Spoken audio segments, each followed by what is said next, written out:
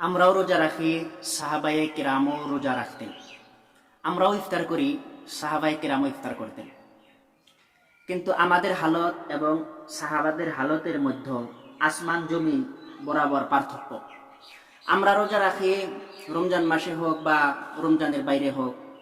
তো আমরা যখন সারাদিন রোজা থাকি, যতই দিন ঘুনাইয়া আসে, যতই সূর্য অস্ত যাওয়ার সময়টা কাছাকাছি চলে আসে, তখনই এই খেয়াল হয় একটু পরেই তো ইফতার করব, খাবারের বিভিন্ন আইটেম আছে, খাওয়া যাবে, অসুবিধা কি, আর কতক্ষণ বা আছে, আর 2 ঘন্টা আছে, আর 1 ঘন্টা আছে, আর 25 মিনিট আছে, আর 5 মিনিট আছে। এরকম আমাদের চিন্তা অনিচ্ছাকৃত ভাবেও হয়ে থাকে আর কি। যা দর্শনীয় কিছু না। আল্লাহ পাক বান্দাকে হালাল রিজিক দান করেছেন, সেটার দ্বারা সে ইফতার করবে, এটা তো দর্শনীয় কিছু না।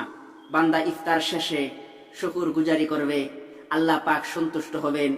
আমাদের জামানায় আমাদের হলো এই হালত, কিন্তু সাহাবায়ে কেরামের হালত কি ছিল?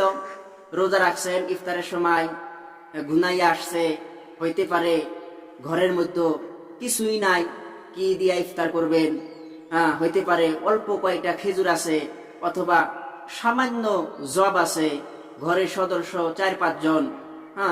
জবের রুটি বানাইলে হইতে পারে 2টা 3টা 5টা হবে।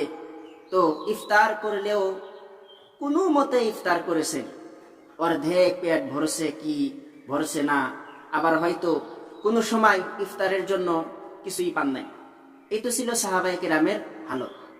তো সাহাবায়ে কেরাম ইসলামের জন্য, আল্লাহর জন্য যে কুরবানি পেশ করছেন, এটা আমাদের জন্য কল্পনা করাও মুশকিল। তাদের জন্য আল্লাহ পাক কি বদলা বরাদ্দ করে রাখছেন, এটা আল্লাহ পাকই ভালো জানে। তো সাহাবায়ে কেরামের শান বহু ঊর্ধ্বে। আফসোসের বিষয়, এখন অনেক মানুষ আছে যারা সাহাবায়ে কেরামের সমালোচনা করে, দোষ চর্চা করে। নাউজুবিল্লাহ। আল্লাহ পাক আমাদেরকে হেফাজত করেন, আমিন। এটা মারাত্মক বেমারি। এমনিতেই তো মুসলমানের সমালোচনা করা, গীবত করা হারাম, আর সেটা যদি কোনো সাহাবীর সমালোচনা হয়, সেটা কত বড় কবিরা গুনাহ। আল্লাহ পাক আমাদের হুশে আসার তৌফিক দান করেন। তো সাহাবায়ে কেরামের ইফতারের হালত আর আমাদের ইফতারের হালত আসমান জমিন বরাবর পার্থক্য। বিখ্যাত সাহাবী আব্দুর রহমান ইবনে আউফ রাদিয়াল্লাহু আনহু ইফতার করবেন, ইফতার করার জন্য বসছেন, খানা আনা হয়েছে।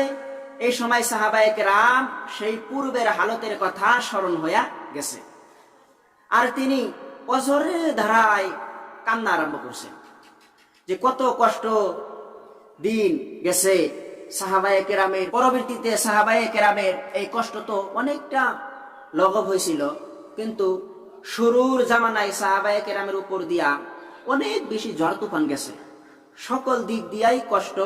সেখানে আমরা এখন কতটা আরামে আছি। তবে এটাও বাস্তব, এখনো পৃথিবীর বিভিন্ন প্রান্তরে মুসলমান অসহায় হইয়া বসবাস করতেছেন।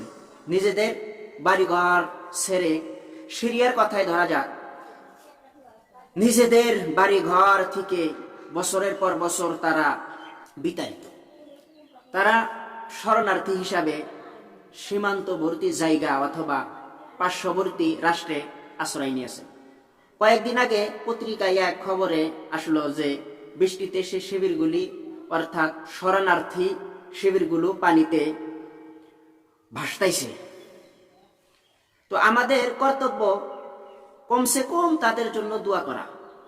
যখন দোয়া করার তৌফিক হয়, তাদের জন্য প্রাণ ভরে দোয়া করা কর্তব্য।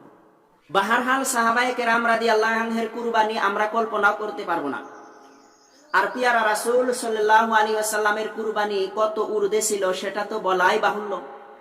তো মুমিন হিসাবে আমাদের কর্তব্য সাহাবায়ে কেরামের কুরবানির কথা স্মরণ করা, তাদের জীবনী পড়া, তাদের জীবনের কষ্টকর সময়গুলোর হালত নিজের মুতাআলার মধ্যে রাখা, অধ্যয়নের মধ্যে রাখা কর্তব্য। বুখারী শরীফের এক হাদিসে হযরত সাদ বিন আবি আক্কাস রাদিয়াল্লাহু আনহু বলেন, সাহাবায়ে কেরামের এমনও হালত গেছে যে খাওয়ার মতো কিছুই নাই, শুধুমাত্র গাছের পাতা খাইছেন, লতা পাতা, এতে করে সাহাবায়ে কেরামের পায়খানা হয়ে গেছে ছাগলের লেদার মতো। একটা মানুষ কি পরিমাণে ক্ষুধার্ত কষ্ট পাইলে পরে গাছের পাতা খাইতে পারে। তো সাহাবায়ে কেরামের কষ্ট থেকে কিছুটা আন্দাজ করা যায় যে রাসূলুল্লাহ সাল্লাল্লাহু আলাইহি ওয়াসাল্লামের কষ্ট কত বেশি ছিল। তো মূল বিষয় হইল, যার ঈমান যত মজবুত তার পরীক্ষা, তার কুরবানি তত বেশি হয়। আর এটা তো বলার অপেক্ষা রাখে না যে সাইয়্যিদুল মুরসালিন মুহাম্মদুর রাসূলুল্লাহ সাল্লাল্লাহু আলাইহি ওয়াসাল্লামের ঈমান হলো সবচাইতে মজবুত ও সবচাইতে শক্তিশালী, যিনি সকল মুমিনের সর্দার, এই জন্য তার কষ্ট কুরবানি সবচাইতে বেশি। বাহারহাল আল্লাহ পাক আমাদের সাহাবায়ে কেরামের জিন্দিগির বিভিন্ন ঘটনা ও রাসূলুল্লাহ সাল্লাল্লাহু আলাইহি ওয়াসাল্লামের জিন্দিগির বিভিন্ন ঘটনা অধ্যয়নের মধ্যে রাখার তৌফিক দান করেন, তালিমের হালকায় আলোচনা করার তৌফিক দান করেন। আল্লাহ পাক আমাদের সকলকেই ভরপুর কবুল করেন। আমিন।